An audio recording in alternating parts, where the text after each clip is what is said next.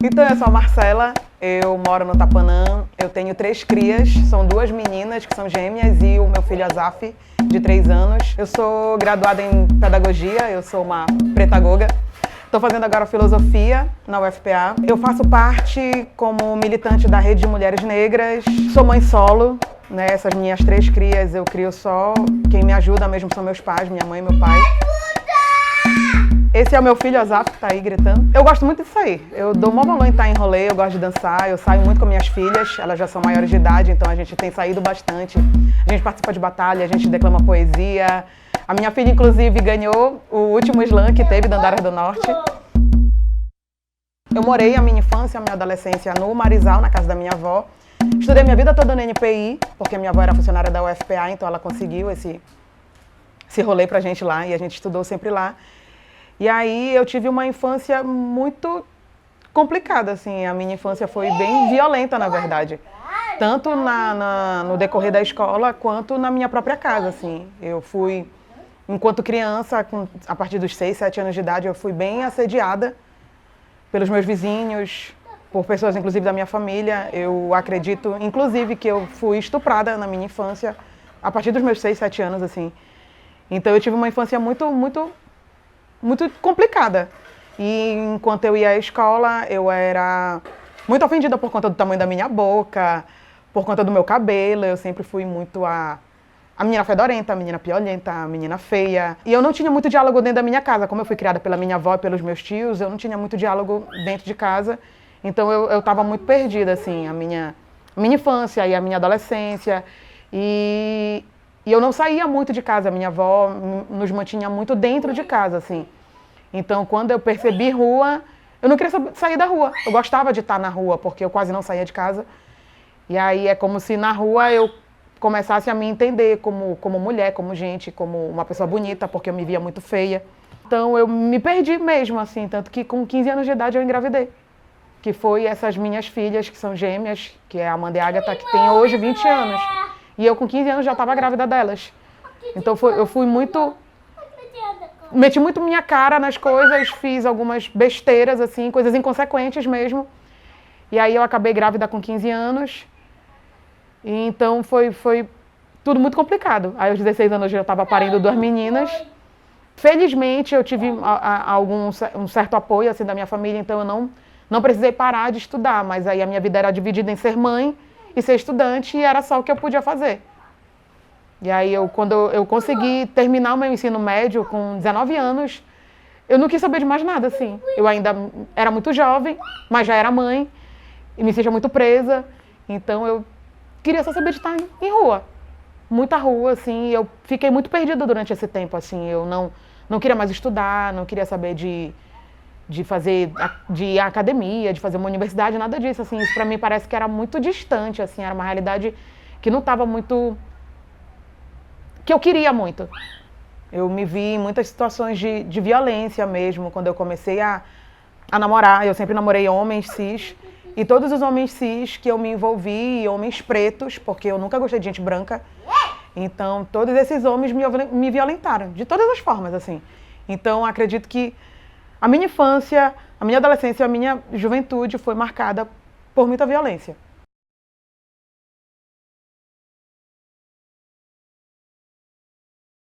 Eu acredito que eu sempre me vi como mulher negra por conta da minha família ser de pessoas negras, né? Essa minha avó que eu tô te falando que foi a que me criou, ela é uma mulher negra, filha de homem negro, que foi descendente de pessoas que foram escravizadas, que vieram de África, mas não sei de onde, porque, enfim, essa história ela foi apagada, então eu não sei, nem ela sabe, que eu já conversei com ela a respeito disso. Então eu sempre me vi preta, como eu mesmo falei pra vocês, né? Tipo, sofria muita violência na escola por conta de eu ser uma mulher preta mesmo, né? E aí, mas aí me identificar como tal e entrar na luta em relação a ser mulher preta, que sofre violência como mulher e preta, não faz muito tempo, assim. Acho que desde quando eu entrei na universidade, eu entrei na universidade com 29 anos, né? Eu fui fazer a pedagogia na UEPA, né? Então foi aí que eu comecei a me relacionar com outras pessoas de vários movimentos, e aí comecei a entender a militância, comecei a entrar nos debates, a participar de palestras e rodas de conversa. em relação a isso, a ser mulher negra, a lutar como uma mulher negra e me perceber dentro desses espaços dessa forma. Então, eu tive muita dificuldade, sim, por ser mãe, de conseguir emprego, de conseguir estar na academia. Hoje, para mim, é muito difícil, porque o meu horário é complicado. Eu preciso estar na academia às 16h40 e a minha aula vai até às 21h30. Então, quem tem ficado com ele é a minha filha, essa que está fazendo o cursinho hoje. E aí, então, aí ela já não pode trabalhar, porque precisa estar com meu filho. Aí eu não tenho muito tempo de trabalhar, porque preciso estar na academia. Então, isso é muito difícil para mim, porque como eu sou mãe, eu não tenho muito direito, eu diria, de estudar. Eu sou mãe, então a minha responsabilidade é ter dinheiro para dar para os meus filhos. Então, até o direito de ir à academia, fazer uma graduação, é muito complicado. Muito complicado. Essa questão financeira, ela tem me atravessado demais, assim. Então, tá tudo muito difícil em relação a isso. Pelo fato de eu ser mãe e ser solo. De eu não ter essa ajuda, essa responsabilidade financeira, que é de direito dos meus filhos, mas não é assistida pelo lado dos pais. A gente estuda numa universidade que ela é absurdamente enorme, né? Acredito que aquela universidade, ela é uma cidade universitária poxa, se de fato todo o investimento, ou sei lá, parte desse investimento, porque eu não sei nem quanto é que chega na universidade, com todo esse corte que está havendo, né? Se houvesse essa possibilidade das pessoas que vêm, por exemplo, de Quilombo, que vêm de periferias muito distantes, né? Eu acho que eu vou de muito longe para lá, porque o único ônibus que eu consigo sai ao Tapanã, e ele é uma vida para passar aqui. E outras pessoas que estão, por exemplo, na minha turma tem essa diversidade também. Na minha turma tem 3 quilombolas, tem pessoas que vieram de outros municípios, como Capanema, Castanhal, Mosqueiro, para estudar lá. E aí tem que pagar aluguel, aí tem que fazer todo um corre, toda uma viração. Que como é que a gente faz isso? Como é que a gente é um universitário e faz esse tipo de coisa se a universidade não está dando subsídio nenhum? Né? Se ela não abre, por exemplo, um espaço para que a gente ocupe, para que a gente more lá, por exemplo. Por que não morar na universidade? A universidade é enorme, a gente podia morar lá. E aí os nossos educadores não veem esse lado, assim, não se preocupam de como é que tu estás, se tu está passando por dificuldade, o que tu precisa estudar, o que tu precisa fazer fora da universidade. Nenhum professor quer saber. Nenhum. Eu sempre fui mãe solo, né? Desde os meus 16 anos, o pai das minhas filhas nunca se importou, nunca quis saber, tanto é que ele nem registrou elas. Elas só têm o meu nome na certidão, na RG, tudinho, só sou eu mesma. Então, eu acredito sim que se eu fosse mais padrãozinho, branquinha, do cabelo liso, mais bonitinha, eu teria tido mais afeto, mais olhares mesmo, sabe? Tipo, até mesmo porque a partir do momento que tu te torna mãe, então são milhares de preconceitos, né? Qual é o menino novo, burguesinho, que vai querer ficar com uma menina que já tem mãe? Ninguém quer. Eu ouço muito isso. Eu ouvia, inclusive, isso dos namorados que eu tive. Olha, Marcela, é desse jeito. Menino novo, ele não quer mulher que já tem filho. O cara que vai querer se relacionar contigo, muito provavelmente ele só vai querer transar contigo. Eu ouvia isso de homens que estavam comigo. Então eu já sabia que era porque eu era mãe mesmo. E eu tinha todo esse estereótipo de mulher preta, porque eu sempre ouvi isso. Tu tem a bunda de preta, a boca de preta. Só não tem muita pele escura, né? Mas o resto tudo tu tem de preta. E inclusive eu vi de homens mais escuros do que eu, homens retintos, de que eu queria forçar minha negritude, assim. Como assim? Eu forço aonde? Porque tu não tá me olhando, tu não tá me vendo? Onde é que eu tô forçando isso? Por isso aquela pergunta antes que eu fiz pra vocês, né? É porque é um desrespeito à minha história, é um desrespeito à minha vida, às minhas vivências, às minhas experiências. Porque eu sofri todas essas violências, fui atravessada por todas essas coisas. E eu sei que é porque eu não sou uma mulher branca, e eu sei que é porque eu sou uma mulher que já sou mãe. Sei que fui atravessada por todas essas coisas por conta disso que eu sou, de como eu sou, como eu estou. Assim, acredito que a primeira infância delas eu fui bem distante, assim, porque como eu falei pra vocês, né, eu era muito jovem.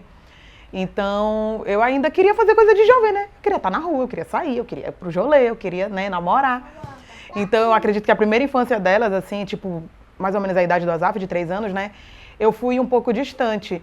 mas eu nunca perdi essa visão da juventude, assim, né? Então, quando elas foram crescendo, tipo, entrando já depois na segunda infância, adolescência, todinho, eu já fui me aproximando mais delas e tendo bastante diálogo com elas, assim mesmo. Diálogo mesmo da gente conversar, dizer o que estava sentindo, dizer o que queria, e na escola o que estava rolando.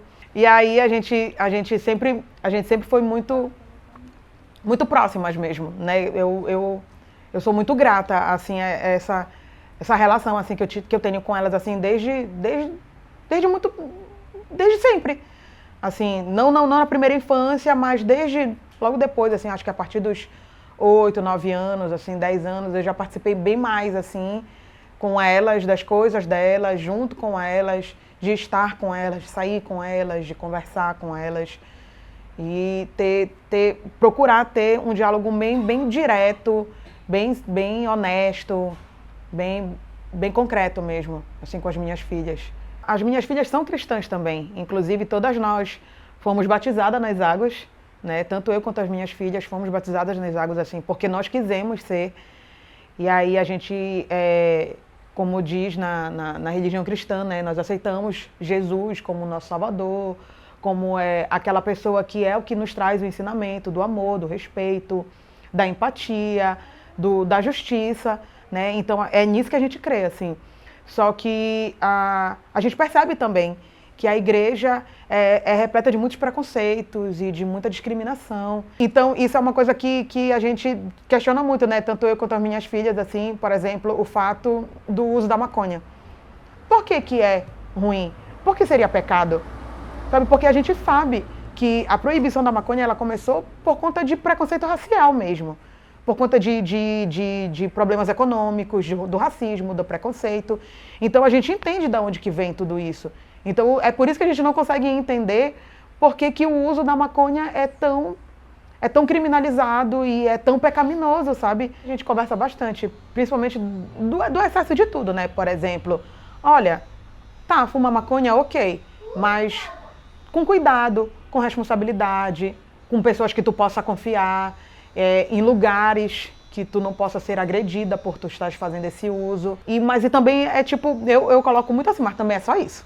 Não vai utilizar de drogas sintéticas, ou uma cocaína, ou nada disso, porque isso pra mim, no meu ver, é extremamente venenoso, é nocivo, é esquema de morte mesmo. Então eu procuro, pelo menos, como se fosse uma delimitação, né? Olha, isso aqui tá bom, tá? Isso aqui tá ok, mas isso daqui já não é aconselhável, né? Já não acho que seja uma coisa que traria qualquer tipo de benefício, ou qualquer outra coisa assim pra vida mesmo. A educação, para mim, é o grande ponto, assim, é o principal ponto, assim. Eu quero poder ver as próximas gerações tendo, de fato, educação de qualidade nas escolas públicas, de fato, saúde de qualidade nos postos de saúde, sabe? Quero poder ver as meninas não sendo mais violentadas como eu fui. Eu quero poder um dia chegar e dizer, olha, isso aconteceu comigo e eu vi, olha, mas graças a tua vivência e o que tu pudeste mostrar pra gente, pudeste nos ensinar e nos indicar o que seria, isso com a gente não aconteceu, assim. Eu quero um dia poder ouvir dos meus filhos que essas coisas não aconteceram com eles, que hoje eles têm uma assistência à saúde que é legal, uma assistência à educação que é legal, uma não violência, um direito de ir e vir, de ser quem eu quiser ser, de usar o que eu quiser usar, de fazer o que eu quiser fazer, dentro das minhas responsabilidades, dentro dos meus direitos e exercendo isso, sabe, de ter essa liberdade mesmo. Meu nome é Ágata Souza, sou filha da Marcela, moro aqui no Cordeiro desde criança, aqui no Tapanã. Tenho 20 anos, tenho uma irmã gêmea, tenho meu irmão mais novo de 3 anos. Eu sou uma slammer, que é pessoa que recita poesia, poesia falada. Ganhei a primeira edição de 2019, estamos em 2019. Na verdade, eu acho que tem muita coisa acontecendo na minha vida e eu agradeço a minha mãe, claro, porque ela que me deu tudo isso e eu acho que é isso. Eu sou feliz. Eu lembro que a mamãe, ela lavava tudo, ela lavava a minha, a roupa da Amanda, tudo na mão, aqui no tanque, que a gente brinca que antes da mamãe esse tanque já existia. Aí ela lavava tudinho, as calcinhas, uma blusa por blusa, assim, de cada uma, minha e da Amanda. E ela lavava, assim, acho que era todo sábado de manhã, bem cedinho. Aí ela colocava uma cadeira, ela colocava essa cadeira aqui, ou uma delas, que elas também são bem antigas. E aí ela colocava assim no tanque e lavava assim a manhã inteira, enquanto eu e a Amanda a gente ficava brincando. Aí eu lembro que ela sempre botava reggae, rap e Los Hermanos. Eu não lembro dela estendendo roupa, sempre com algum aparelho de música. Eu lembro que a mamãe, ela sempre botava caixa de som, porque o meu avô, ele gosta muito de caixa de som, né? E aí toda vez a mamãe pegava a caixa de som, colocava no vaso sanitário pra tomar banho. E aí, desde aquele tempo que a mamãe parou de fazer por causa do Azaf, né? Que tudo tem que ser muito rápido, né? E aí, desde aquele tempo que ela fazia isso, eu tinha uns 10 anos.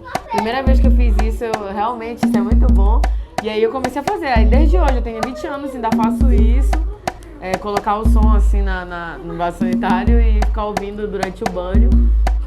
E que é uma coisa assim que a mamãe fazia e eu faço hoje. Uma coisa que eu lembro dela entrando assim no banheiro e todo mundo ouvindo as músicas da mamãe enquanto ela ouvia. E hoje eu faço a mesma coisa. Porque quando eu tinha uns 15 anos, que eu estudava no Impacto, ou até quando eu estudava na Escolinha do Saber, aqui no bairro, quando eu tinha uns 13, 12 anos, eu não sabia, tipo, eu não reconhecia que a mamãe se esforçava muito.